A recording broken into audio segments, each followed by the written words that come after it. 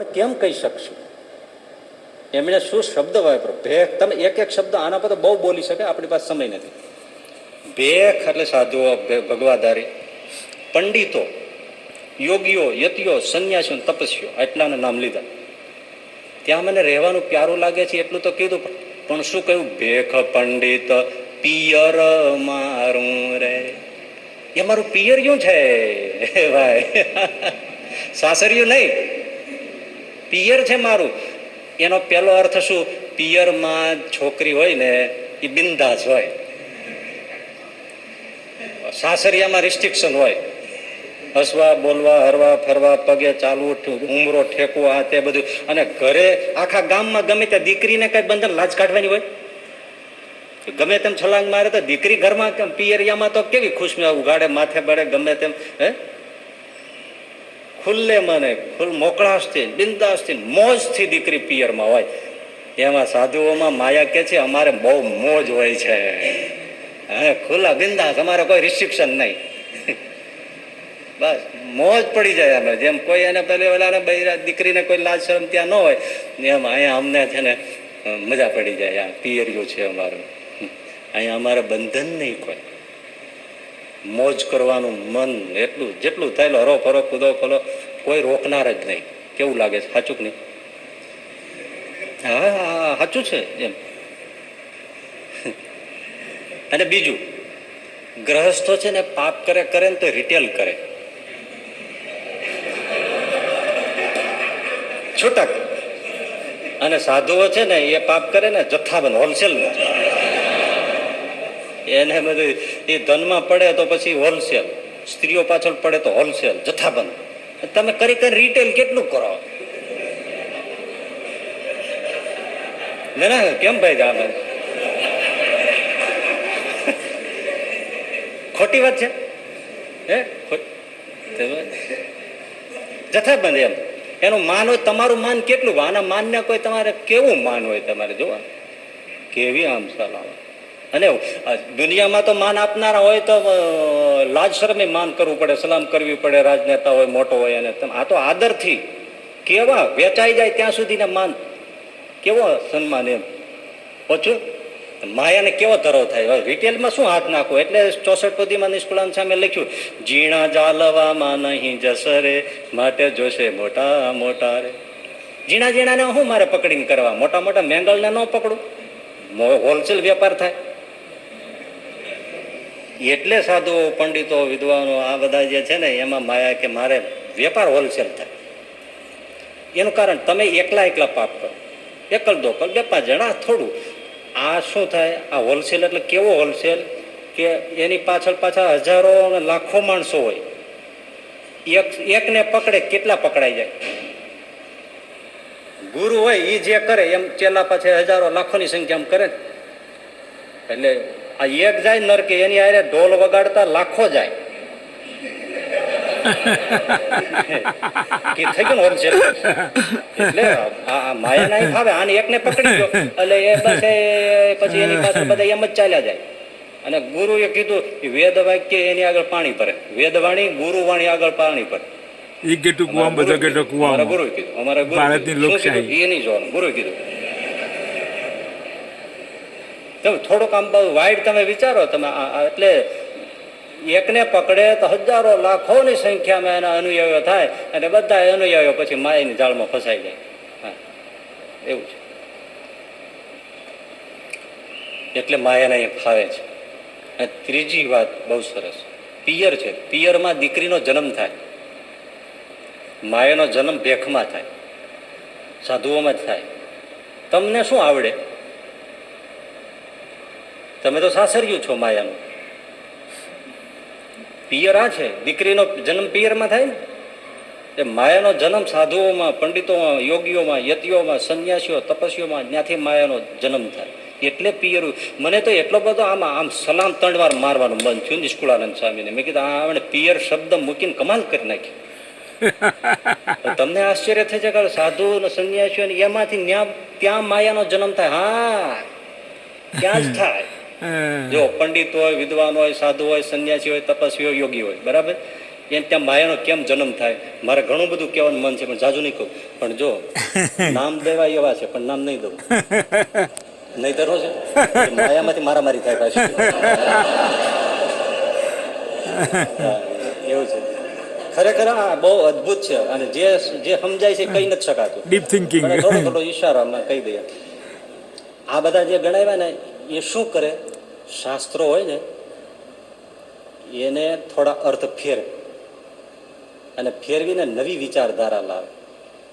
અને નવી વિચારધારા એવી રીતે મૂકે જેને વેદ, ઉપનિષદ, ગીતા, ભાગવત, સૂર, મીરા, તુલસી, નરસિંહ મહેતા કે વ્યાસ, વાલ્મીકી, રામાનુજાચાર્ય, શંકરાચાર્ય કોઈને મેળ ન ખાય એ બી લઈ આવે. એટલે શિક્ષાપત્રીમાં મહારાજ કીધું પાખંડ અને કલ્પિત ધર્મનું આચરણ ન કરે.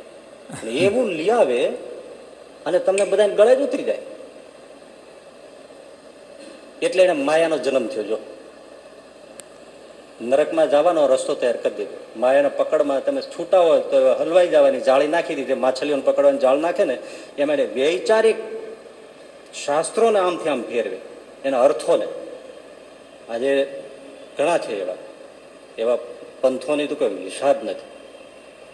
શું કરે આજે એકાદ બે પંથનો આમ ખાલી એની વિચારધારા કેવી ફેરવી એનો નમૂનો તમને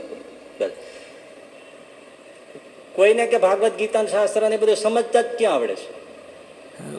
વાંચી વાંચી લોકો એમને બધ સમજી ગયા છે કે બસ ભગવાન સર્વત્ર છે, અણુ અણુમાં છે ને. શાસ્ત્રની વાત છે ને, ગીતામાં છે, ભાગવતમાં છે, વેદમાં છે, ઉપનિષદમાં, બધે ભગવાન ક્યાં નથી?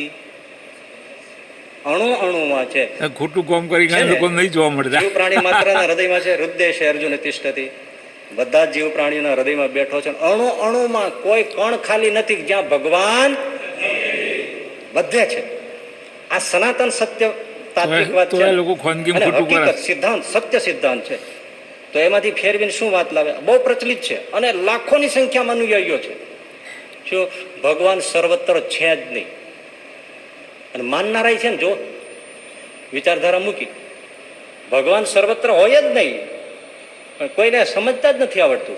કેવી રીતે હોય કે મૂત્રડીમાં ભગવાન હોય, જાજરૂમાં ભગવાન હોય, તો તમે શું ભગવાન માથે પેશાબ કરો છો? તમે ભગવાન માથે જાજરૂ કરો છો? ભગવાન હોય જ નહીં. એટલે હાલું તરત ઓલા પ્રજાને એમ થાય વાત સાચી, મૂત્રડીમાં જ કેમ ભગવાન હોય? જ્યાં આપણે જાજરૂમાં ડીબો મૂકી આવતા હોય ત્યાં ભગવાન ક્યાંથી હોય? ત્યાં ના જોઈ ને. એ વાત સાચી છે. મળમાં, મૂતરમાં, ગટરમાં જેમાં ભગવાન હોતો હશે આ બધાને કોઈને ખબર જ નથી શાસ્ત્રોની. ભગવાન સર્વત્ર હોય જ નહીં. ભગવાન એના લોકમાં જ હોય. અને પાછા બધા શાસ્ત્રોને બક્યા કરે છે કે ભગવાન તો જીવ પ્રાણી માત્રના હૃદયમાં છે.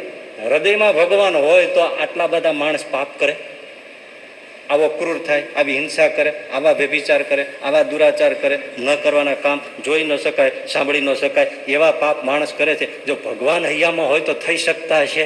માટે ભગવાન પણ કોઈ હૃદય જીવ પ્રાણીના હૈયામાં, હૃદયમાં નથી. ભગવાન તો એના લોકમાં જ છે. અને આવી આ એક જ એની ફિલોસોફીનો અંશ મૂક્યો, તમને કીધો. બાકી તો વાત મૂકી દો. અને માણસ છે ને એ મરે પછી માણસ જ થાય, પશુ પક્ષીની યોનિમાં ન જાય. માણસ માણસ જ થાય. ઘઉં વાવો તો ઘઉં થાય, બાજરો વાવો તો બાજરો થાય. તો માણસ મરે તો માણસ જ થાય. હવે આમાં એને દેહ શું કહેવાય અને આત્મા શું કહેવાય એનો જ ભાંગરો વાટ્યો છે. છતાં બધા બહુ સાચી વાત છે, સાચી વાત. ઘઉં વાવવાનું ઘઉં થાય, બાજરો વાવવાનું બાજરો થાય. તો માણસ હોય તો માણસ જ થાય. અને 84 લાખ યોનીમાં ફરે છે જીવ, એ તદ્દન ખોટી વાત છે. એટલી બધી યોનિઓમાં ફરી ફરીને જીવ માણસ થતો હોય તો તે જો યોનિમાં ફર્યો ત્યાં બધા એને સુખ દુઃખ તો ભોગવી લીધા ને પાપના ફળ. તો અહીંયા આવીને પાછા સુખ દુઃખ ક્યાં ભોગવે?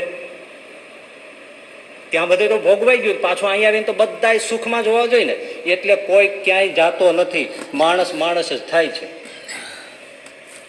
વાત સાચી. ઓકે, હવે કોઈ કાંઈ વિચારે જ નહીં અને એ તમારે ચાલ્યા જ રાખે. અને ઘણા તમે જો યોગ કરવા વાળા અથવા તો અમુક ધ્યાન કરાવવા વાળા તમે જો વિપસ્યના ધ્યાનના બધા કરવા નથી કરતા. કેટલું હોય. કંઠી કાઢી નાખો, માળા મૂકી દો, પૂજા મૂકી દો, ઈષ્ટદેવની મૂર્તિ મૂકી દો, નામજપ મૂકી દો, બધા દીક્ષા બીક્ષા બધા પૂજા પાઠ મૂકી દો. શ્વાસની આવન જાવનને જોયા રાખો.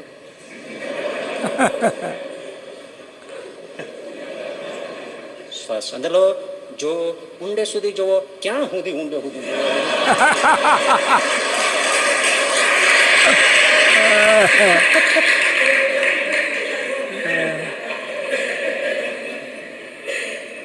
હે અમારે જતીનને જ મળ્યો એક જણો હમણાં ક્યાંક એક જગ્યાએ કે તમે ક્યાં ગયો તો, તું ક્યાં ગયો તો? દવાખાને ગયો તો, ક્યાં ગયો તો? અહીંયા બેઠો હતો, પછી વેઇટિંગ હતું, પછી બેઠો થોડો મહારાજ ધ્યાન કરતો, શ્રીજી મહારાજ ભગવાન સ્વામિનારાયણ બાજુમાં એક બેઠો હતો, એવો ટણકો. એ કે તમે શું કરતા હતા? તો કે ભગવાનની મૂર્તિનું ધ્યાન કરતો. તો કે મૂર્તિનું ધ્યાન ના કરાય, શ્વાસને જોઈ રાખો. હા તમે જોવો જોઈએ. એટલે અને હજારો લોકો માને છે, હજારો લોકો થોડું આમથી આમ ફેરવી નાખે. એક બક્ષા મહારાજ જેવો સંત બાલજી કરીને અહીંયા આવ્યા હતા ને, લાખો રૂપિયાનો કમઠાણ ને કેવું 10 વર્ષ પહેલા આવ્યો હતો. બધા ઉમટ્યા હતા, અમે સાંભળવા જઈએ, કારણ કે એના એક મોટો ભાઈ હતો ને એને તમે જાણતા હતા. પછી એને તો આઉટ ઓફ આફ્રિકા કર્યો હતો, એટલે એનો આ ભાઈ હતો. એ પછી અમે એમ કીધું હાલો ને જાય જોયો હતો. અને જેને એને શ્વાસ રૂપી બોક્ષાની વાત કરી ભાઈ, અને શ્વાસ છે એ સર્વસ્વ છે, ઉસકો દેખો એસે કરો ઉસકી ચાવી એસે ને છે. 15-20 મિનિટ કરીને બંધ કરીને પૂરું કરી દે. વાહ રે વાહ. તે ઉત્તરસંડા ને હરિભગત એમાં 1 મહિના જ સેવા કરતો, પાછો રી અહીંયા જમ્યા અહીંયા ગુરુકુળમાં. એ અહીંયા હતો તો ખબર નહીં કે એમાં જાય છે, ત્યાં ગયા તે ભેટો થઈ ગયો. મેં કાટલો ચાલ્યો કે રેસ તું આયા કે આમાં જ સારું છે. મેં કીધું ક્યાં ભરાણો તું વિચારતો, ક્યાં હરિકૃષ્ણ બાપ વડતાલ નો એને મૂક્યું. રોકડું કલ્યાણ હતું ત્યાંથી અહીંયા ક્યાં ભરાણો. પછી 15-20 મિનિટ સુધી સમજાયો, પછી કઈ બોલી શીખ્યો નહીં, પણ હવે એના કરમ જે કેવી રીતે. પણ જોયું આવી ફિલોસોફી, આવું આ માર્કેટિંગ જેવું છે. તમારે સેલ્સમેન ફરતા હોય એટલે એવા મોહી જાય ને, વેચીને જ જાય. એક જણો 1:30 વાગે બપોરના ઉનાળાનો રસપુરી ખાઈને સુઈ ગયા હોય, એવા ટાણે એક જણા એક બે ઘરનો ડોરવેલ વગાડ્યો ફેરિયાએ, અને શેઠાણી ખીજાઈને બહાર આવ્યો. એલા તું અંદર કરી ગયો, ઝાંપો ખોલીને અહીંયા સુધી પહોંચી ગયો, મેઇન ગેટ બંધ છે અને અહીંયા પહોંચી ગયો, ને અમને અત્યારે ઊંઘમાં ઉઠાડે છે. ત્યાં બોર્ડ નથી, રજા સિવાય અંદર ન આવવું, અને ભરી ગયો. તો કે બેન બા માફ કરજો, ત્યાં બોર્ડ છે જ નહીં. ત્યાં બોર્ડ હોત ને રજા સિવાય અંદર ન આવું તો હું ન આવત. નથી મારી પાસે વેચાણમાં છે, લેવું છે? હા લાવ્યા, વેચીને ગયો.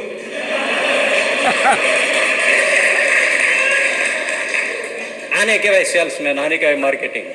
તમે શું MBA ભણતા હતા? તાલિયાને દાંતીઓ વેચ્યા એનું નામ સેલ્સમેન. તાલિયાને એને સમજાવી દે. આ તમે એવો દાંતીઓ છે ને, માથામાં તમે દિવસમાં 4 વાર આમાં વજન દઈને ફેરવો ને કોટા ફૂટે. બોલે કેમ? હા સ્પેશિયલ છે, મેગ્નેટિક છે. 50 રૂપિયા હોય, 5 રૂપિયાનો ન હોય, 50 રૂપિયાનો દાંતીઓ વેચીને જાય તાલિયાને. તમે આવાને દઈ જાય જો છે ને છે કે વાર આપણો પગ પડી જાય, લપસીને હેઠા પડી જવું છે ને. મૂળ માર્કેટિંગ જેનું એનો માલ વેચાય. એમ આ ધર્મ જગતમાં પણ તમે આ બધું તદ્દન વેદ વિરુદ્ધ. પણ દરેક જે પંથો છે એમાં કાંઈક લોકો ઉપયોગી હોય છે, એટલે ફસાય લોકો. કોઈ વ્યસન મુક્તિની વાત કરતા હોય, કોઈ મનની શાંતિની વાત કરતા, શ્વાસની આવન જાવન છે. હા તમે જુઓ એટલે મનની શાંતિ તો થાય, વિચારો બંધ થાય, થોડું શાંત થાય. કોઈ દી બેઠો જ ન હોય પલાઠી વાળી તો છે, જે ધમાલ કરતો હોય તો મનની શાંતિ આ બધું મળે. એ પણ બધું ભૌતિક છે. એમાં ભગવત પ્રાપ્તિ, આત્મકલ્યાણ, આત્મશ્રેય એની વાત નથી. એટલે આ બધા પંથો એ આ માયાનો મોટો પંથ છે, રાજમાર્ગ. એ સર્જન કોણ કરે છે? આવા યોગીઓ, આવા તપસ્વીઓ, આવા બધા જે છે પંડિતો, વિદ્વાનો. એ ખોપડા ચલાવી અને ક્રાંતિકારી વિચારધારા, મૌલિક વિચારધારા, ફલાણી વિચારધારા, જુદા જુદા મંડળના નામ આપે અને વર્લ્ડમાં ફેલાયેલા જ્યાં જઈને બેઠા હોય. અને તમે જુઓ એની પાસે એ લોકોનું સમર્પણ, એને જે સરેન્ડર થયા હોય એનું સમર્પણ તમે જુઓ, માથું કાપીને દઈ દે. હમણાં એક જણો મેળવ્યો તો તમે કીધા તમે કેટલા વખતથી જો? 3 વર્ષથી ઘરે જ નથી ગયો, બસ આ જ કામ. મેં કીધું ઓહો અમારે 3 કલાક માટે આવવાનું હોય ને તોય મોડું કરે છે. તોય રાહ જોવી પડે તો અમે ચાલુ કરી દઈ ટાઈમે. તમને કહું છું, સમર્પણ એટલે કેવું ગજબ તમારું. 3-3, 5-5 આખી જિંદગી આપી દે છે. આખી જિંદગી ઘરના બધું ખર્ચા આ તે કઈ જોવાનું જ નહીં. કેવું સમર્પણ. અને ખરેખર જ્યાં જ્યાં ખોટું છે ત્યાં ત્યાં જે સમર્પણ છે એવું સત્યને માટે એવું સમર્પણ નથી આવતું. તમે જુઓ, એટલું નહીં થાય. સત્યનો માર્ગ કઠિન છે. નહીં થાય. એનું કારણ શું છે? એ વાસ્તવિક વાત છે. કલિયુગ ચાલે છે. કલિયુગ છે એટલે ભગવાન વધવા જ દે, એનો કાળ છે. એટલે કલિયુગ ખોટાને જ સાથ આપે. ખોટા માણસો સંખ્યા વધારે સાચું કરી ચલાવવા જાઓ. અત્યારે તમે સાચું બોલીને કોઈ ધંધો કરવા જાઓ, કંઈક કરવા જાઓ, સાચું હોય સિંહનો ટોળો ના હોય, પણ તમે નકરીઓનો જ બહુ હોય. ઓછું ચાલે, મંદ ચાલે. ખોટું કરો ચાલો. ભીખુદાનભાઈ નથી કહેતા, બહુ આમ સનાતન વાત કર્યો એ કે હું જ્યાં સુધી સાચું બોલતો હતો ને ત્યાં સુધી મને સાંભળવા વાળા બહુ ઓછા જ મળતા હતા, પણ જ્યારથી ખોટું બોલ્યો ને બોલવા માણસો સમાતા નથી. 4 ખોટા ભેગા થઈને વાત એને એક સાચાને ખોટું કરી નાખે. કરી દીધી. જો ખોટાની પ્રતીતિ કલિયુગ અપાવે. અંદરથી કલિયુગ બેઠો છે ને, મહારાજે વચનામૃતમાં કીધું અંદર 4 યુગના ધર્મ વર્તે છે. બહાર જેવું નથી. જીવના હૈયામાં કલિયુગ સતયુગ દ્વાપર ત્રેતા છે. એ હા પડાવે. ભગવાન એને રોકે નહીં, એને અત્યારે કાળ આપ્યો છે. એટલે ખોટા ને કલિયુગ સાથ આપે. સાચું તમે કરો એટલે કલિયુગ અવરોધ નાખે. કરી જુઓ સાચું. વાત સાચી. કેટલી માથાજીત કરો તો એને ગળે ના ઉતરે લ્યો. અને ખોટામાં પૈસા દઈને જાય. અહીંયા સામેથી આપો તોય ના આવે. સાચું છે જ્યાં જ્યાં બહુ સંઘર્ષ કરવો પડે કલિયુગમાં સાચાને. ને ખોટો કરો કૂદ કે ને ભૂસ કે. એ પ્રતીતિ કોણ લાવે છે? કલિયુગ લાવે છે.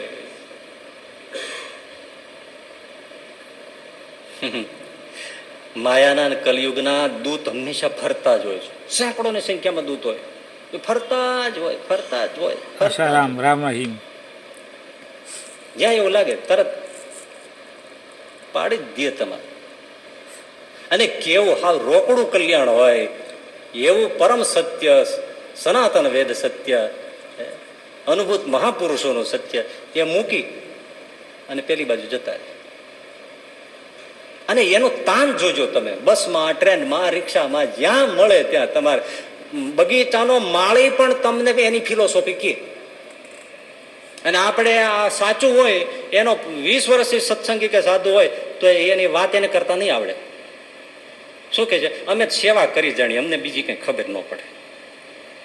અને પેલો ઝાડુ મારવા વાળો હશે ને તેની ટોપથી બોટમની ફિલોસોફી તમને અડધો કલાકમાં સમજાવશે.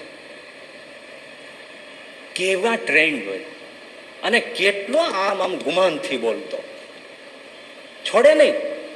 તમે હાલ્યા જાઓ તો પાસે હાલતો હાલતો હાલતો દરવાજા સુધી તમારો ચાળ પકડીને આવે. પણ વાત તમને પૂરી કહી જ દે. અને આપણે એટલું જ કહેવાનું હોય કે શુક્રવારે સભામાં આવવાનું છે, ફલાણે સભામાં આવવાનું છે, તો હોઠ ન ઉપડે. કલિયુગ બંધ કરી દે. કલિયુગ બંધ કરી દે. તમે તો બહુ સારા છો, તમારે ઘણું બોલવું હોય, પણ કળિયુગ બોલવા નથી દેતો. તમારો થોડો વાંક કઢાય. જો તમે જુઓ, સાચું કરવું હોય તમારે કેટલાને કેવું પડે. અને સાવ સત્ય વાત હોય ને તમે કહો ને તો 1000 સંદેહ કરશે. આ શું કરતો હશે, આમ શા માટે કહેતો હશે, આમ શું કામ હશે. આપણે સાચી વાત કરી છે ને, અત્યારે આપણે વાત કરીએ સાચી, એમાં 1000 સંશય કરે સાંભળી.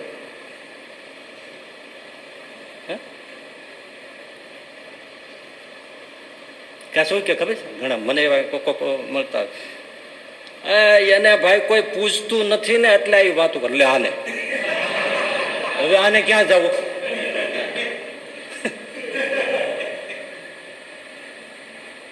મૂર્ખાના માથે કઈ શિંગડા હોય?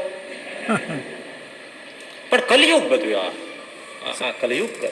એટલે સાવધાન રહેવાનું છે કે આપણને કલિયુગ કઈ આવું કરી જાય. સત વાત કહેવામાં માણસે પ્રબળ રહેવું પડે.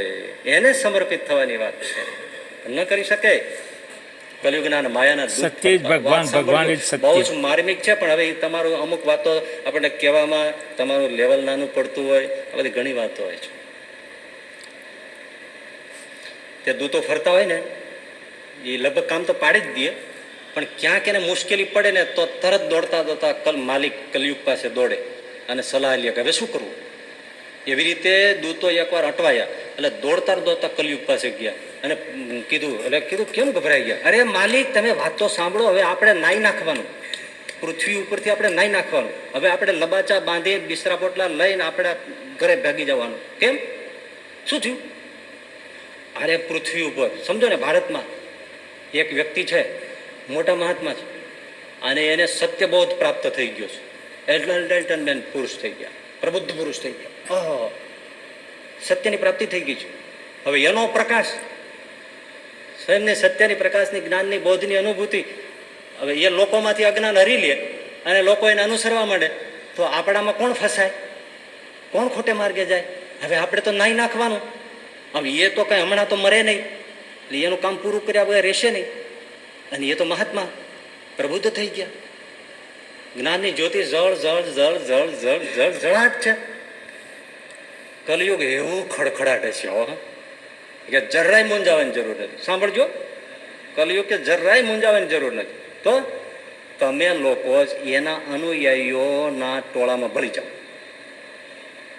અને તમે એ મહાત્માનો જય જયકાર મંડો કરો, ઉછળી ઉછળીને જય જયકાર કરો ને એવી પ્રશંસા કરો ને એવા વખાણ કરો ને એના પરચાન ચમત્કાર હાચા ખોટા બઢાઈ ચઢાવી અને એવા લોકોમાં ફેલાવા જ માંડો એટલે પછી ચારે બાજુનું વાતાવરણ પેદા થઈ જશે. એટલે પેલા મહાત્માન થઈ જાય છે હું તો હું થઈ જશે. એટલે પછી એને પ્રશંસાની, પૂજાની, માન સન્માનની, છેક ભગવાન થઈ જવા સુધીની ભૂખ લાગશે અને પછી એમાંથી એને ટોળા વધારવાનું મન થશે. અને એવી ભૂખ લાગ્યા પછી ઘણી બધી બાંધછોડ કરી નાખશે. પછી સત્ય સિદ્ધાંતોને મારો ગોલી, પછી ઘણું ખોટું કરશે, કેટલાની ઈર્ષા કરશે, કેટલાની નિંદા કરશે, કેટલાની ટીકા કરશે, કેટલાનો દ્રોહ કરશે. મૂળ સનાતન સત્ય વાત એનો પણ એક બાજુ મૂકી દેશે અને એક જ વાત ફેલાઈ જાઓ દુનિયામાં, બસ બાકી જે થાવ તે થાવ. પછી સાચે ખોટે રસ્તેથી ધન આવશે અને પોતાની વાહવા માટે પછી બધું કરી છૂટશે અને રસ્તો ભૂલી જશે. એ ભૂલી જશે, હારે અનુયાયી ભૂલી જશે. જોયું? આવું થાય. અને જ્યારે પછી એનો આ બધો વા લાગે એટલે ગોપાળાનંદ સ્વામીએ પ્રથમ પ્રકરણમાં 150મી વાત છે એમાં કીધું છે કે જેને 5, 10, 20, 25, 50, 100 માણસ માનવા માંડે એને પછી ગંડવા હાલે છે સ્વામી કે. આ પૂજાવાનો નાનો ને તેનો ને એવો બધો છે ને. આપણે સાધુઓની પૂજા થાય ને એનો કોઈ નિષેધ છે જ નહીં. વાર તહેવાર આ તે પ્રસંગો તે હોય, પૂજા કથા આ તે ચાંદલો થાય, પૂજા થાય, વસ્ત્રોદાન, એ તો છે જ. પણ જે પૂજાનો છે એ આખી વ્યક્તિ પૂજા અને પૂજા, હવે એનો ભેદ જેને નથી સમજાતો એને બધી વાત ક્યાંથી સમજાય? સિદ્ધાંતો બદલવા માટે કર્મની પૂજા જો, એટલે વ્યક્તિની પૂજા ના ચાલે. પછી ગોપાળાનંદ સ્વામી એટલે આ બધા હલે એટલે પછી એમાં ગંડવા એટલે ગાંઠપણ જેવું. ગાંઠપણમાં શું ખબર પડે? પછી પત્ની બીમાર હતી ને એટલે પછી મરું સારો કર્મ. એટલે પતિ બાજુ બેઠો હતો એટલે ઓલી પત્નીએ કીધું કે હું મરી જાઉં તો તમને શું થાય? હું ગાંડો થઈ જાઉં. એમ તો તમે પછી બીજું લગ્ન નહીં કરો. ગાંડાનું કાંઈ નક્કી નહીં. ગાંડાનું કાંઈ નક્કી નહીં. આવું છે. ચોપાટ રમે એમાં કુકરી ગાંડી થાય, ખબર છે? એ ગાંડું થાય પછી ગમે એનું ઘર ભાંગે એવું કઈક હોય છે. હું તો રમ્યો નથી પણ આ તો એવું કીધું. કુકરી ગાંડી થાય ને પછી એને કોઈ રીત રસમ ન હોય ચાલવાની, એવું કહે છે. એમ આ પછી ગાંડું થાય. ગોપાળાનંદ સ્વામી કે 5, 10, 50, 100 માણસો માનવા માંડે પછી જ આ બધું થતું હોય છે. કોઈ માનતું ન હોય પછી તો ક્યાં છે? અને માનનારા હોય અને પછી ચડે નહીં, એ સત્પુરુષનો રસ્તો છે. એટલે તુલસીદાસજી રામચરિત માનસમાં લખ્યું, આવું બધું થાય સાવધાન રહે. કેમ? લોક માન્યતા અનલ સમ. અનલ એટલે અગ્નિ.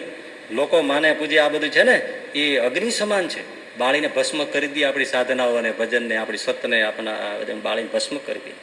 માટે એનાથી એ સાવધાન રહેવું પડે. ઈવીએમ લાઈવ લોક સ્પીચ. માન્યતા અનલસમ. અને ચૈતન્ય મહાપ્રભુએ કીધું છે પ્રતિષ્ઠા શુકરી વિષ્ઠા, એવું જે માને એ સાધુ. પ્રતિષ્ઠા પૂજા પ્રતિષ્ઠા આ તે બધું થાય તો શુકર એટલે ભૂંડ, એ ભૂંડની વિષ્ઠા મળ, એના જેવું જે જાણે એ સાધુ.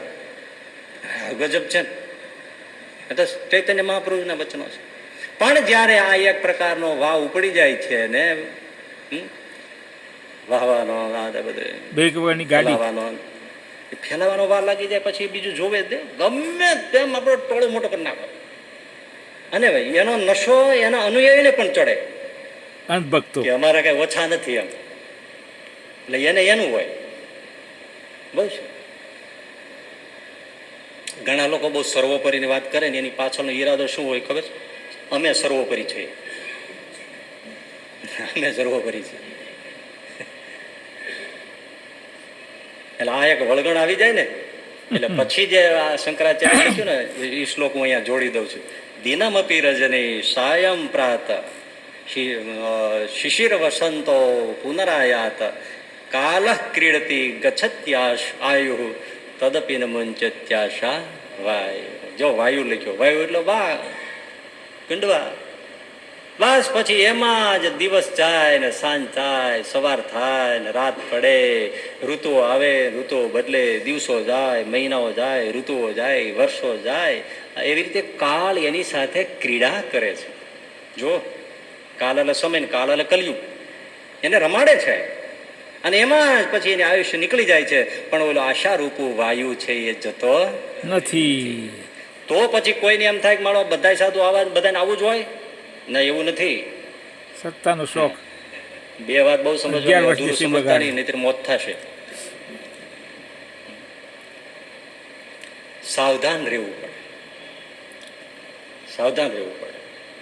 જ્યાં છે જે આવા બધા પ્રસંગો આવે, માન પ્રતિષ્ઠા આ તે બધું, તેમજ કોઈ બીજા આગળ જે કયા બધા પ્રસંગો, સ્ત્રીના ધનના વ્યવહારના બધા, તેમાં સાવધાન રહે એ ઉગરે. સેજ ગાફલ થાય. આ સેના જેવું છે ભાઈ, નિષ્કુળાનંદ સામે લખ્યું છે ને એના ગ્રંથોમાં, જેમાં નટ ચડે રે દોરડે, દોરડા ઉપર નટ ચાલતો હોય ને એ પછી એનું બીજે ક્યાંય જાય અને જોવાને મળે સગળું ગામ, પણ નટ ન જુએ કોઈને, અને જો જુએ તો બગડે કામ. શું વાતો લખી છે ભાઈ. નટ દોરડા ઉપર ચાલતો હોય, હરણની શીંગડી દોરડા ઉપર, એના ઉપર પગ બાંધ્યા હોય ચાલતો હોય દોરડા ઉપર ભાઈ, અને નીચે ઘોઘવાટા કરતો ઓલા નાયગ્રાનો ફોલ્સ હાલતો હોય, મરી જાય હેઠો પડે ને દાંઠવી ન આવે. હવે એને જોવા માટે કેટલા લોકો મળ્યા હોય, કેટલાય ટીવી કેમેરા લાગ્યા હોય, હેલિકોપ્ટરથી દ્રશ્યો લેવાતા હોય, એ જોવા ઉભો રહ્યા આમ.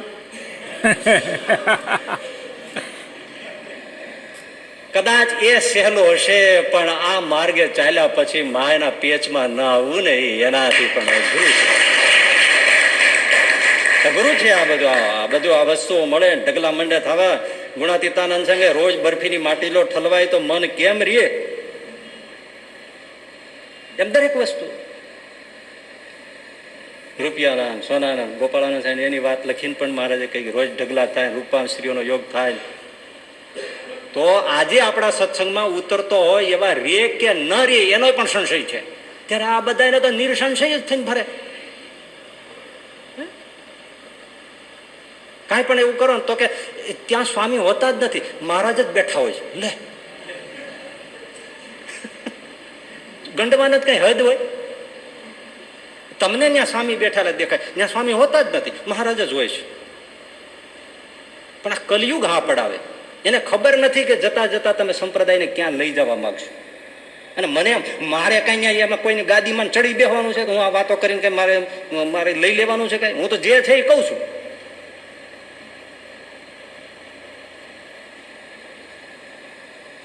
ખબર નથી કે આ સંપ્રદાયના સિદ્ધાંતો છે એનું પછી શું થાય, એક વ્યક્તિવાદમાં શું પછી બધા વચનો ફેર. હવે એ તો ઘણું બધું છે. કહું ને કેણે ક્યાં કેટલા કેમ ફેરવા, એ તમને ચોપડો કાઢીને કહું તો મને કાલે સાંજે ડબી નાખે.